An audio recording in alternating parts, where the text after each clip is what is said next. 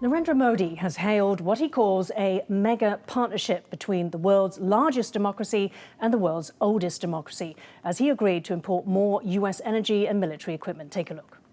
Borrowing an expression from America, our vision for a developed India is to make India great again, or MEGA. When it's MAGA plus MEGA, it becomes mega, a mega partnership for prosperity. Could Modi and Trump's partnership change world dynamics? Hello and welcome to Taiwan Talks. I'm EP568. Joining us today are Chen Ping-kuei, National Chengchi University Department of Diplomacy Professor, and Sana Hashmi, Taiwan-Asia Exchange Foundation Postdoctoral Fellow. We've also got live from Delhi, Rishi Gupta, Asia Society Policy Institute in Delhi, Assistant Director. A very warm welcome to all of you and also Rishi online to the show today. Sana, let me come to you first. So in your view, what were the stakes going into this visit for both sides? I think there were hardly any expectations. I think the idea was perhaps just to see if the bromance, the bonhomie between Modi and Trump was still alive. And if we go back and look at the Howdy Modi visit and also Namaste Trump trip to India, I think the idea was to see if the friendship is intact. And I think this is something that we got, and Modi was the third foreign leader to visit Trump after his inauguration. I think that says a lot about the status of Modi-Trump rapport, as well as how the US as well as India see each other. But I don't think the idea was to perhaps achieve all the successes from just one visit. The idea just to perhaps meet Trump and just to perhaps show the world that this is one of the most important relationship in the international relation at the world stage. Right, absolutely. One of the most important relationships in the world economy and just simply globally, Professor Chen, you know, the oldest democracy, the world's biggest democracy. Do you think that there were quite high stakes going into this? Well, I think this time is quite high stake, and it was planned for a while. Modi has spoke with Trump twice, and Jaishankar went to Washington for a couple of times to communicate this. So this is important for India because this shows that the U.S. recognizes India as a global power. So this is what Modi wants. Modi wants to raise India's international status. On the other hand, the U.S. get what it wants, some promises from trade or defense purchase. I think this is a win-win situation so far. Right. So far. And Rishi, if I can bring you in from Delhi, you know, we heard that India got that recognition as one of the world's powers. Looking at both sides, both leaders are very tough negotiators, and that goes with their personality. Both are very nationalistic.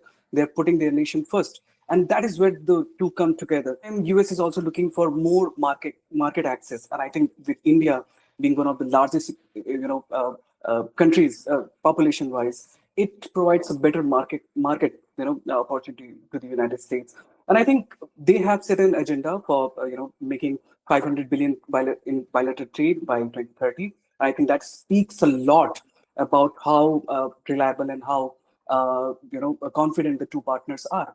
And I think at the joint press conference with the media, we saw a lot of open words being spoken about, be it about reciprocal tariffs or be about illegal immigration. I think both leaders were quite open. So I would say both the leaders are quite open in discussing the issues and areas of contention. At the same time, I think they are really open to open up avenues of finding a resolution to them. Right. And Sana, very briefly, do you think that there was a China factor here in the stakes? You know, for both countries, India as well as the US, is competition with China. It has to work between India and the US. I think China is always present in the room. This is the elephant in the room that even India and US, they have to talk about it. But then I think narrowing down India-US relations to China, I think it would be a little, I would say, unfair, because this relationship has been upgraded and has been elevated for their own interest. And this is what both the two leaders have said, that we are working for each country's interest, but also to perhaps elevate, upgrade India-U.S. relationship. So China is a very important factor, but it's just one of the important factors in the relationship. Okay. Now, India is the world's largest arms importer, and Trump said the U.S. would increase military equipment sales to India, quote, by many billions of dollars starting this year, culminating in the provision of the F-35 fighter. The two leaders also announced plans to sign a new 10-year framework for their defense partnership. Meanwhile, on energy security, Modi also agreed to buy more U.S. oil and gas as part of a target to more than double their bilateral trade to $500 billion US. Here's Trump on the almost $100 billion US trade deficit with India. We can make up the difference very easily with the deficit with the sale of oil and gas, LNG, of which we have more than anybody in the world. The Prime Minister and I also reached an important agreement on energy that will restore the United States as a leading supplier of oil and gas to India. So, Professor Chen, of all the many announcements that came out of this visit, of which there were many, which were the most significant for you? I think the announcement regarding the IMEC project is something I am interested in, because throughout my research, when I take a look at the IMEC project, the proposal and the analysis about it, I never saw the U.S. play a role there. But now Trump is endorsing this project and trying to put the Middle East countries and India all together, and with the involvement of the U.S. companies, I think this is something new. Okay, well, we'll go into that in a little bit more detail. Sana, how about for you? What was most significant in your mind? I think much more than an announcement, I would say that what is the outcome of it. And I would say that perhaps MIGA is one of the most important outcomes of that. And both Prime Minister Modi, President Trump, they both have this obsession with abbreviations, acronym. So I would say that it definitely resonated with both, and both countries perhaps are looking at strengthening ties. And of course, you know, we saw a lot of issues, bilateral irritants as well, but that's a usual part of how major powers deal with each other. They have to first look at their own interest and then look at bilateral relationship and then at the regional equation. So I do believe that specifically after this visit, I do see, I'm very optimistic that despite all the talks of Trump's isolationism, the US foreign policy looking inwards and whatever, but I do feel that with respect to India and US, I am very optimistic how the trajectory is going to look like. Right. And Rishi, if I could ask you about increasing the share, the US share of the exports of weapons and energy to India. I mean, this would edge out possibly Russia, which plays a major role for India. So how strategic were those deals or those promises? India is in need of energy.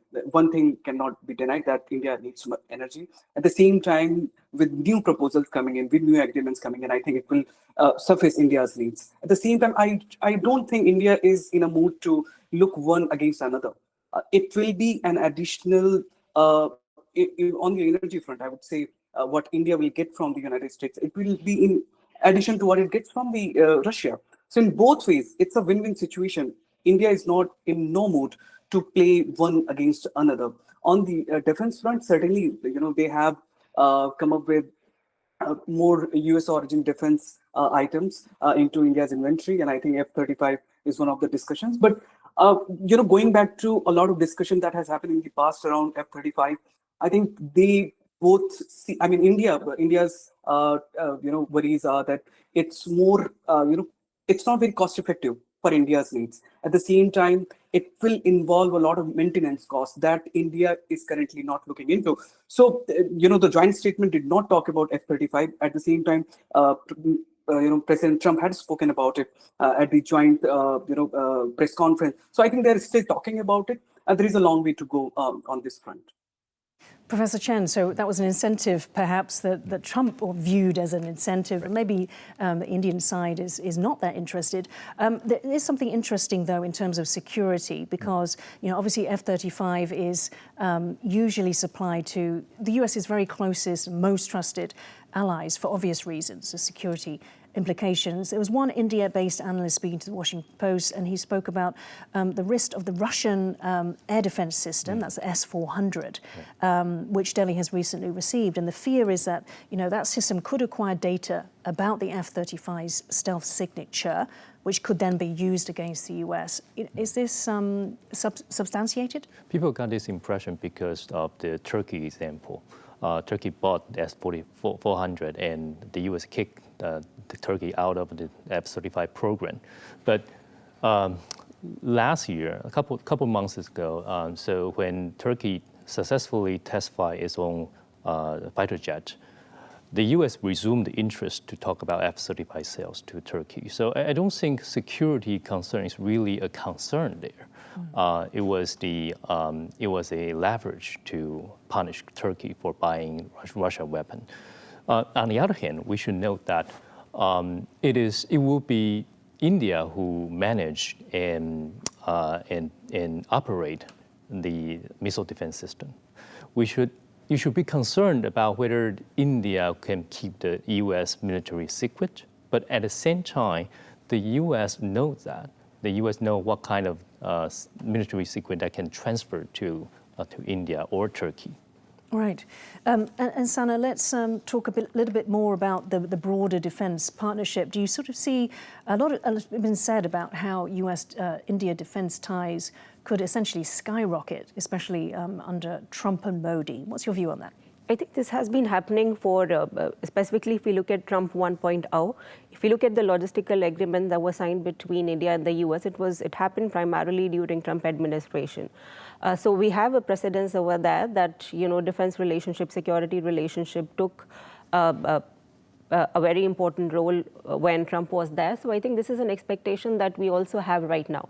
If you look at Biden administration, we didn't really see a lot of defense cooperation. But now I think it is getting back to track. But then with respect to F-35, then I would say that this is more of an economic offer rather than a defense offer from Trump's side.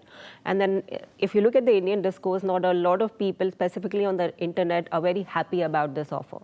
Of course, the maintenance charges, and also as Professor Chen mentioned about the fear of passing off the technology or the code to Russia.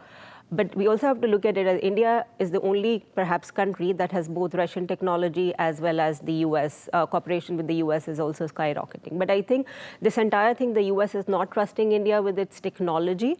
Military technology is something that US has to get over.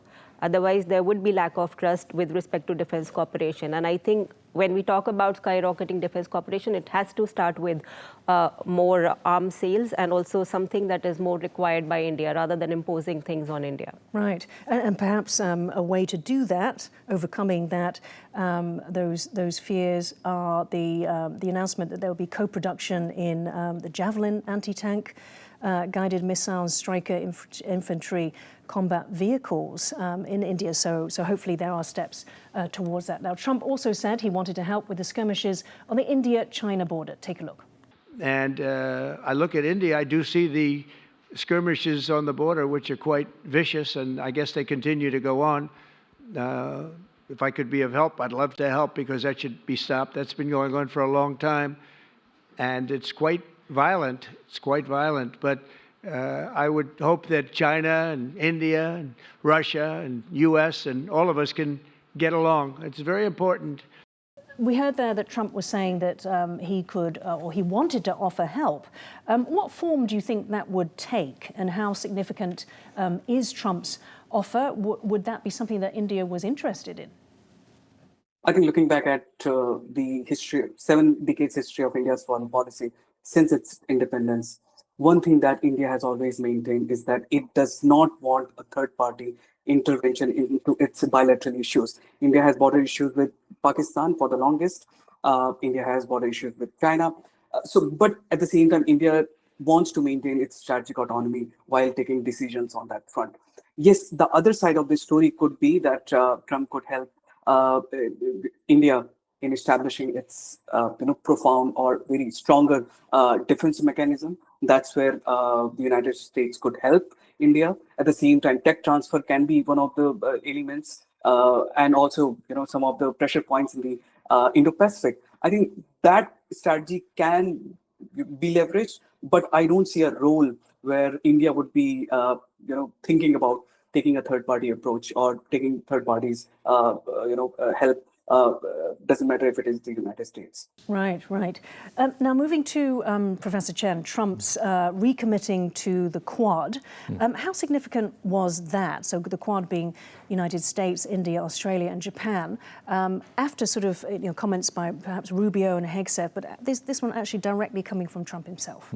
Actually, I do think the Trump administration look at Trump, the Quad very closely. Many members of the Trump administration care about the Quad. But Trump himself, I always said, Trump himself may be a little bit reserved about the security commitment of the Quad because Trump doesn't like security commitment. However, the Quad is not only about security commitment, right? It also include technology transfer, commercial interest. So these are something that Trump himself will be interested in. So I do think that the Quad will be something that U.S. and India would try to cooperate together. And this year, India will host the Quad summit in September. So let's assume if India and the U.S. has progress in their trade negotiation before September, Trump will go to India to attend this Quad summit. Right, okay. And talking about, Rishi, talking about cooperation between the US and India, one major area that we will touch on briefly is immigration. How significant was the agreements struck there between Modi and Trump? I think looking into the media discourse in past 4.5 months, I would say there was a lot of discussion on how India's approach will be on illegal immigrants. And I think there was a clear answer during the joint press conference when asked a question about how India approaches that illegal immigrants question. Prime Minister Modi was quite vocal in saying that India is ready to take back, it's quote unquote, India is ready to take back illegal immigrants. And I think already 3 planes have come down with illegal Indian immigrants to the United States. But what is more important is that India is ready to take back. And India is not trying to pinpoint, press on a button which, President Trump is very sensitive about. So understanding, again, I come back to what I said initially, that India is understanding the sensitivities that Trump administration has on the issue of immigration. And I think when India accepts it, that all the illegal immigrants on record, if they are recorded and they are proven, India is ready to take them back. It is up to India now how it wants to utilize that pool of people coming in. But at the same time, I think India does not want to have any irritants in that matter whatsoever. Okay. Thank you. Now, in the joint press conference, Trump endorsed Biden's Golden Road, or IMEC project, a critical trade link to connect India, the Middle East, and Europe, and which Trump says will connect to the US to rival Xi Jinping's Belt and Road Initiative. Take a look. Finally, we agreed to work together to help build one of the greatest trade routes in all of history. It will run from India to Israel to Italy and onward to the United States, connecting our partners by ports, railways, and undersea cables, many undersea cables. After the bite that we showed, Trump went on to say a lot of money's been spent and we've already spent some, but we're going to spend a lot more in order to stay advanced and stay the leader. What do you think he meant by that? I think we also have to look this in reference to what advancement Chinese are doing, specifically with AI. And we saw the all rage about DeepSeek and how the US companies might actually lose to the Chinese companies. So, there are multiple areas where the US perhaps has to maintain its supremacy. And it's just not about AI, it's just not about economic field, but it's also about infrastructure. And there are a lot of countries that actually look up to the US. And it can't do by itself. And of course, we have heard many times that how Donald Trump talks about burden sharing. So when it comes to infrastructure, he's definitely looking at countries such as India and Japan to take a broader role. So definitely with IMEC, Middle East is a very important region, and with respect to the war now, we have seen that how the instability in the region is also going to impact the stability in other countries, and how China is taking advantage of that. And one of the solutions to this problem is to perhaps have something like Belt and Road Initiative. But having said that, we have also seen projects like Africa-Asia Growth Corridor. IMEC has been there for a long time. So I think now what these countries need to do or see how they are going to be perhaps a part of something that is successful. So as of now, it's just all in papers. How it is going to be a successful project is something that perhaps we have to wait and see. Okay, thank you. Now, while both leaders refer to each other as friend, Trump has repeatedly criticized India as a very big abuser of trade. Here's Trump.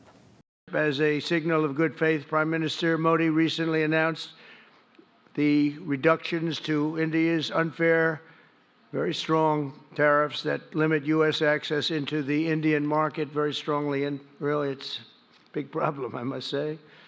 India imposes a 30 to 40 to 60 and even 70% tariff on so many of the goods, and in some cases far more than that. And as an example, a 70% tariff on U.S. cars going into India, which makes it pretty much impossible to sell those cars.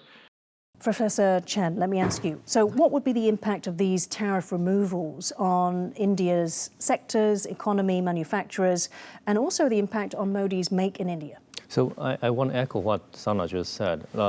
Tariff negotiation is a long and arduous negotiation. So what they promise or what they say right now does not represent that both sides will commit to it to the end. So it is true that India has a lot of tariff barriers, and that's why some American companies cannot do business in India. But on the other hand, we might want to ask whether those American companies really want to invest or sell their products in India. So it remains to be seen, but I do think this time India might try to reach some deal with the U.S. because the U.S. has already put India in the reciprocal tariff list, and it will be in effect next month. So India is trying to resolve that issue, and I think India will make some concession, but not too much. Right. Okay. And Rishi, finally, in conclusion, we started the show with the mega partnership as coined by Prime Minister Modi there. How do you think this mega partnership over the next 4 years will have an impact on global dynamics? I would say it has a fantastic future. One thing we need to pay attention to that both the leaders, both the countries per se, have come out of their old books. There are new sets of rules and regulations and new sets of demands and needs. And I think that's where it is more futuristic. So when we see, both engaging on the futuristic front, I don't think so they will have any obstacle in that manner.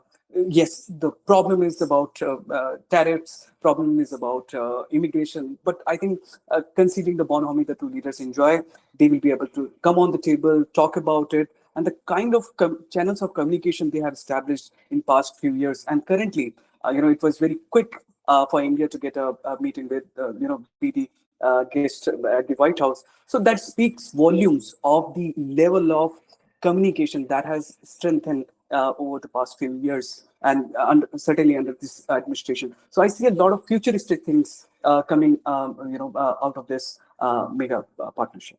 Okay. Final words to Sana.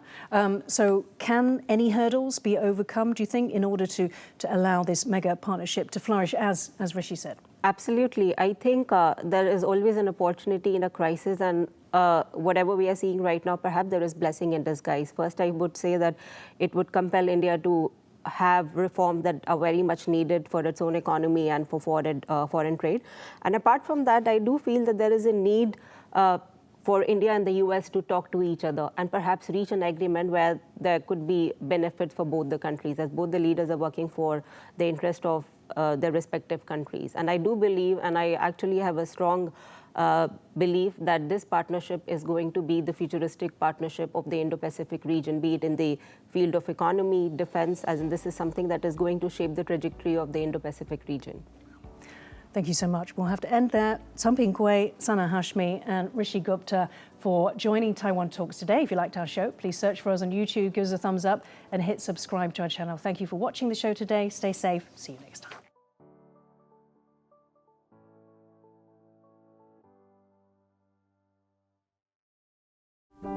很想回去寻根啊。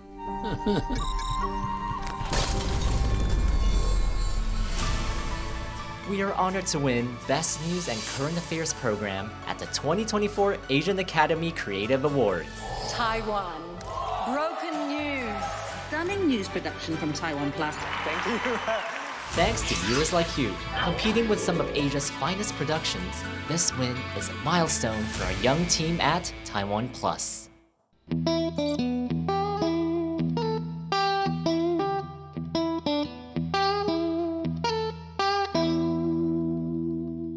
Taiwan Plus original series, Making Waves Beyond Taiwan.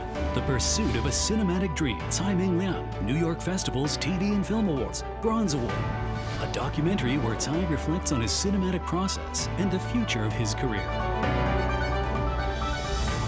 Road to Legacy, 57th Golden Bell Awards, Best Sound Design.